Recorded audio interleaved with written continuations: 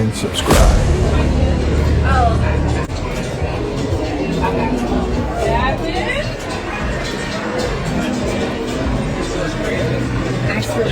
Yeah, you can't. I couldn't go live for like, I think it was like 2 weeks. They told me 30 days. 30 days? Listen, why you had to jump, you Flip? I just want to jump the hands. See, you do this again. Come on, Flip. I want to Flip. You're playing with the hands and you yelling. Come on. Why you had them jump me? I didn't have nobody jump you. So why didn't touch me for? You touched me. You smacked my hand. I said what, man? I give you hug. Come on, Flip. No. See, stop. Flip. Stop. Give me a hug. Stop. Give me a hug. Jump me again. Thanks to the sharp turn that led to Yandy Smith-Harris and the boys Mendeecees being handcuffed just when we believed they were enjoying a peaceful holiday in Mexico. When what was supposed to be a quiet vacation with their fellow cast members descended into a full-fledged fight, fans were shocked. Although tensions had been building for days, no one had predicted that they would explode as they did, according to incredulous witnesses. Mendeecees joked and laughed with the group for a minute before a heated disagreement erupted, quickly degenerating into a violent confrontation. And before anybody could stop it, fists were flying. The municipal government's quick response to the issue was the most shocking aspect. Mendeecees stepped in before Yandy and was escorted away in arrest. The main questions currently are what led to this enormous ruckus, which cast member was involved, and, above all, what NBC will do next. For all the details, first-hand accounts, and never-before-seen material on an arrest that has made headlines in Mexico, stay tuned.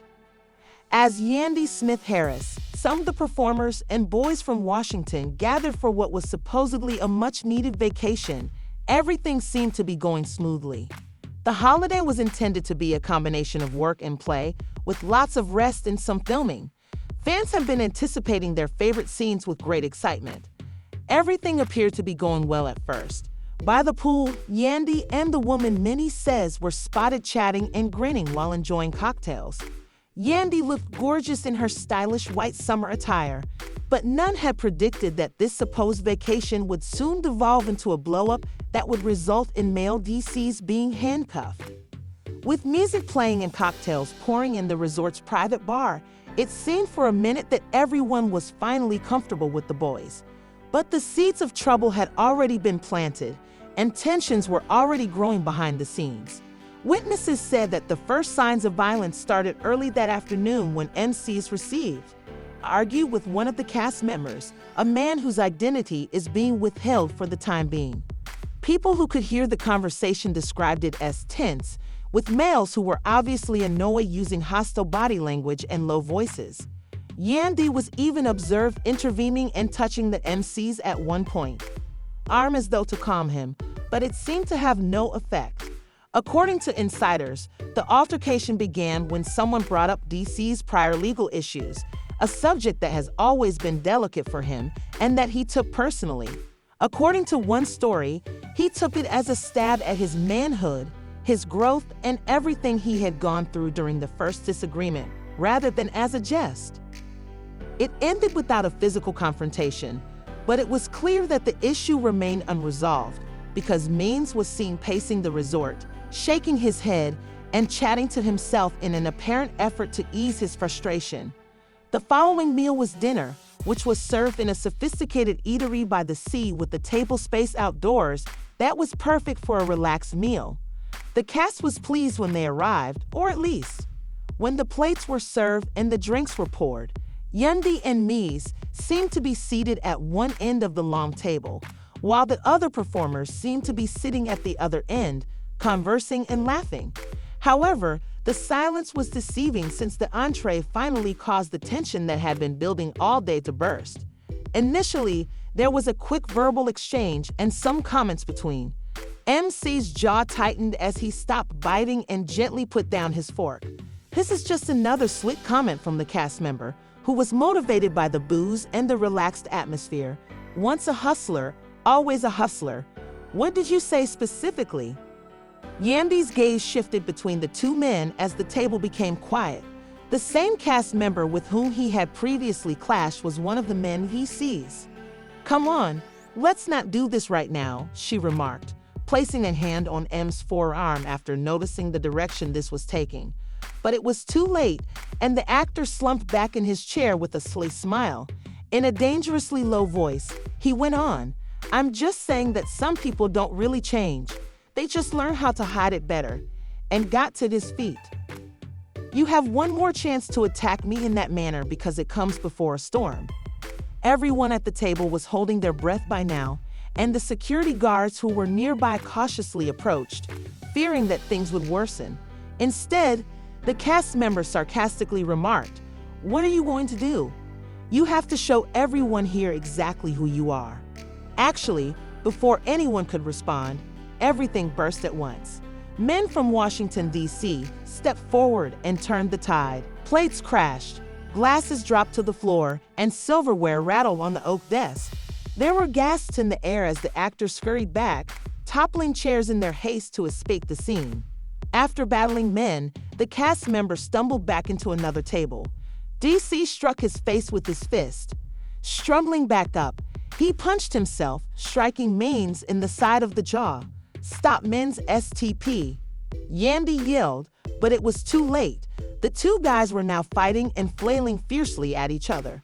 Several patrons called for security as the restaurant staff went into a frenzy. The man was already turning crimson as security rushed in to try to separate the two.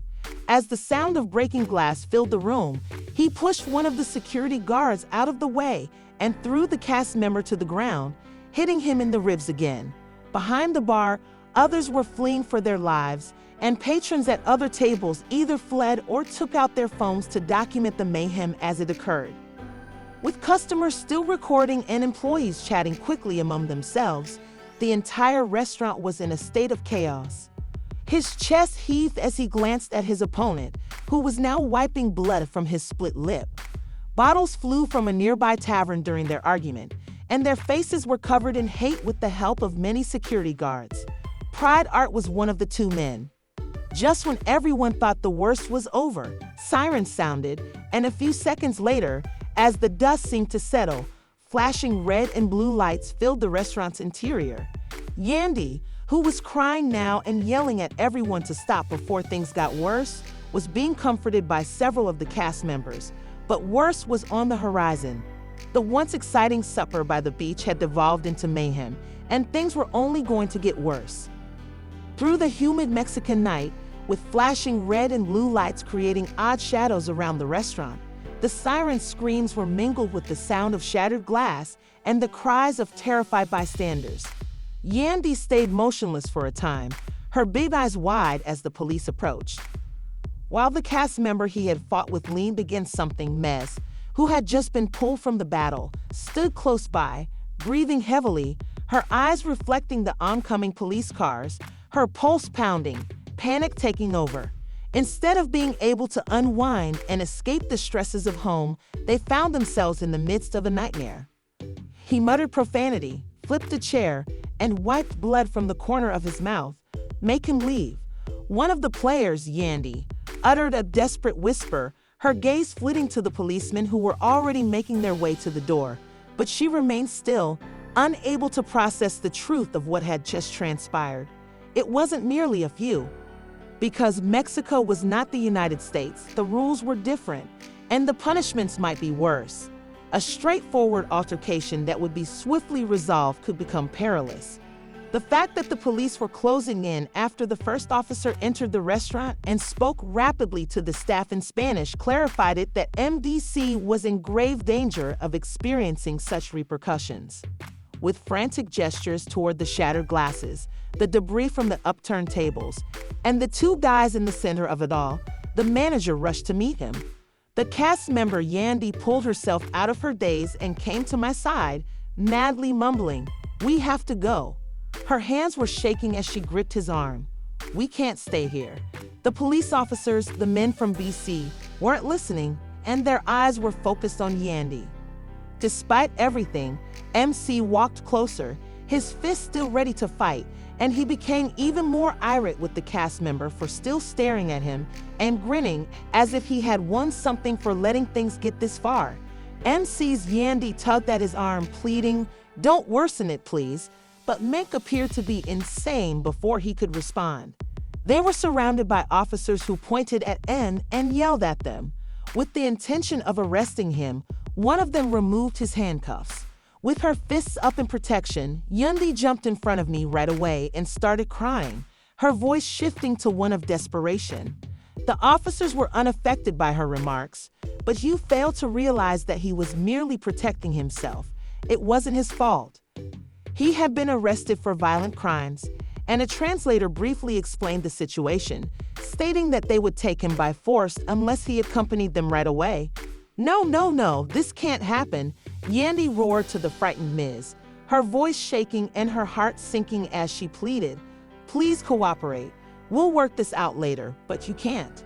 Something inside of him shifted from fury to fear of what this would entail for his family and his future when he saw Yandi's terrified face and the fear in her eyes. For a brief minute, it appeared as though I would fight them, my body rigid and prepared to fend off the cops, but his jaw was hard with annoyance as he slowly raised his hands. As a result of his cooperation, the police swiftly twisted him violently and shoved his arms behind his back. They then put cold metal handcuffs on his wrists, and MBC was no longer a vacationing man, but was about to be arrested and detained overseas. No, she was shouted at by Yendi. She tried to shove her way between the MVCs and the officers, but her voice reverberated throughout the restaurant. You can't take him. He didn't start this. He was just defending himself.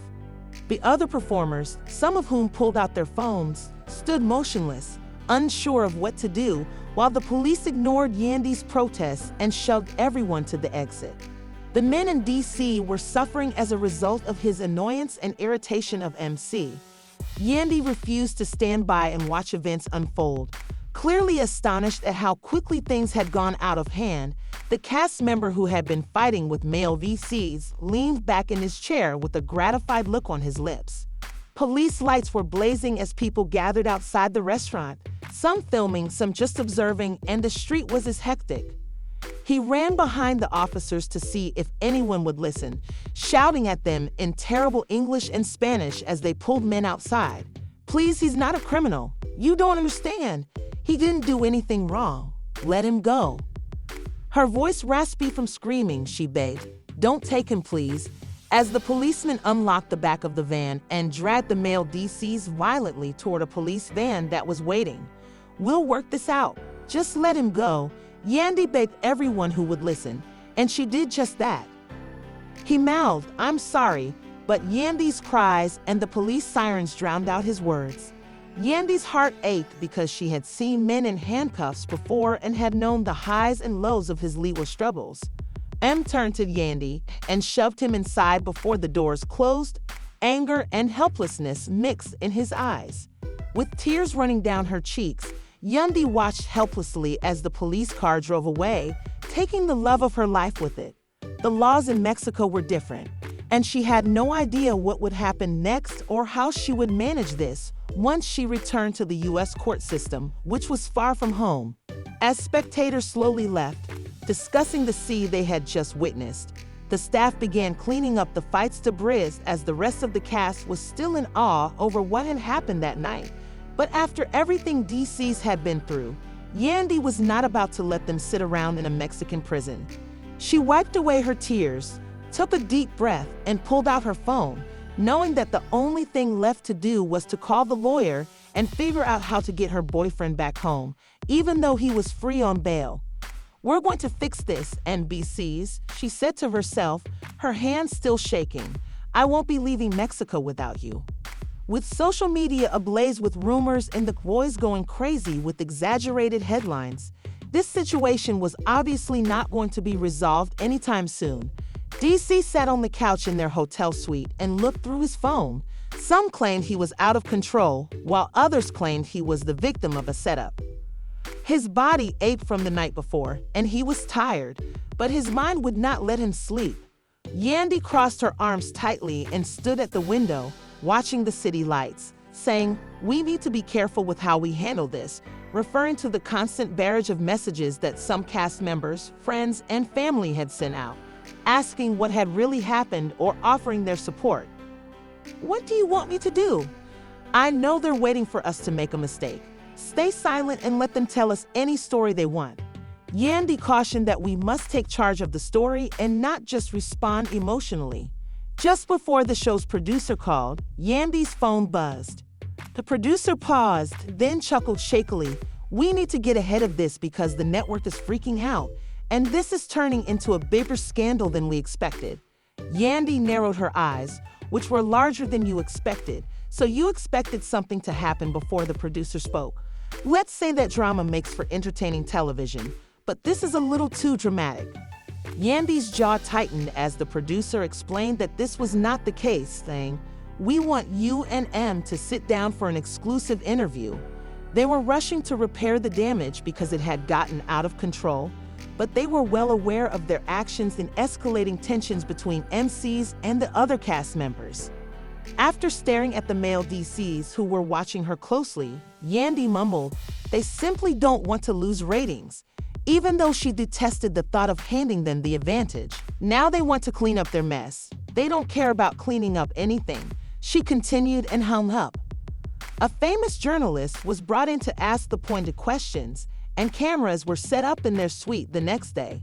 The interview started with a screen showing footage of the fight, and the couple knew they couldn't stay silent because stories from men were already being judged by the court of public opinion, and if they didn't take charge of the story, someone else would. I didn't come to Mexico for drama. I came to enjoy myself with my wife. The men took a deep breath and honestly tried to leave when the journalist turned to their side and asked them to explain what was going through their minds at that moment. The grainy security footage behind them showed the cast member pushing him repeatedly before I finally snapped. The journalist nodded. "Some people are saying that you were set up and that this was all done for ratings. What do you think Yandy did? I won't sit here and pretend that reality TV doesn't love drama, but this wasn't a plot. This man kept pushing and testing me, and yes, I lost my temper. I'm not proud of it. I regret letting someone get the better of me. I regret putting my family through this, but do I regret standing up for myself during the interview?" Mendeecees exhaled, looking down for a moment before looking directly into the camera. Real life demonstrates that when you put people in high-pressure situations with their emotions running high, things can go very wrong rapidly. A cast member who had a falling out with NBC went live on Instagram and claimed to be the genuine victim just as fans were beginning to relax.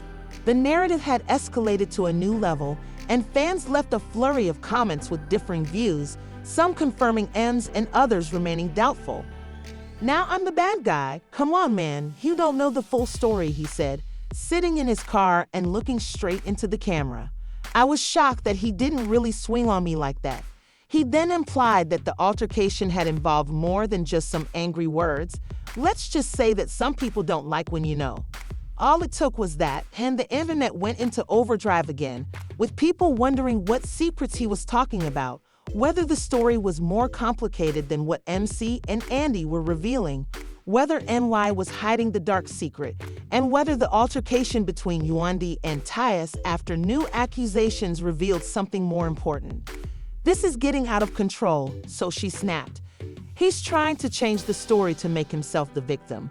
BC shook his head and let him talk. "He's just trying to stay relevant. But what if people think he's real?" Yandy asked.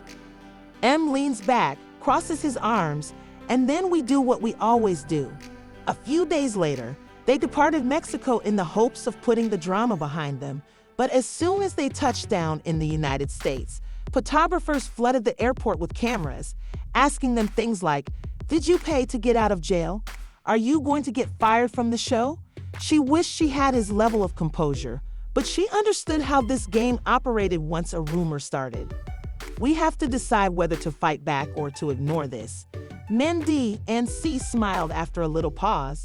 Why didn't Yandy even raise an eyebrow? Mendy ignored them as they pushed through the crowd with Yandy at his side.